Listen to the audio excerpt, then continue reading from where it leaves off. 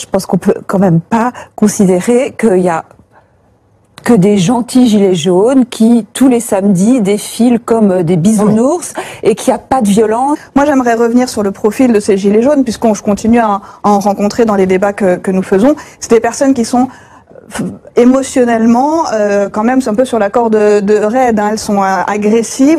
Des personnages qui laissent libre cours pêle-mêle à la bêtise, à l'intolérance, à l'ignorance, à tout ce qu'on veut. L'acteur François Berléand, qui ce week-end, ça a fait beaucoup de bruit. Hein. Il a dit, il commence à me faire, pardon pour le mot, mais à me faire chier les gilets jaunes.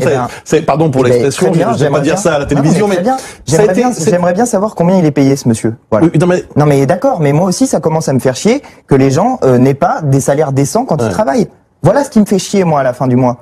C'est pour ça que je me bats. C'est pour faire en sorte que les gens puissent vivre dignement quand ils travaillent. Voilà ce qui, moi, me fait chier. Et ce monsieur, j'aimerais bien qu'il se rende compte de ce que c'est d'essayer de finir le mois quand on a un salaire qui est... Attendez, laissez-moi finir. Quand on a un salaire qui est inférieur, quand on a un salaire qui est inférieur au seuil de pauvreté et qu'on doit faire vivre toute une famille.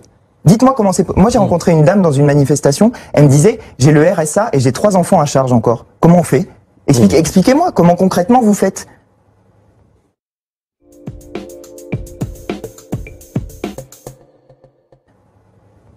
Personne ne sait. Moi, je suis... Il y a aussi des Français qui ne soutiennent pas ce mouvement.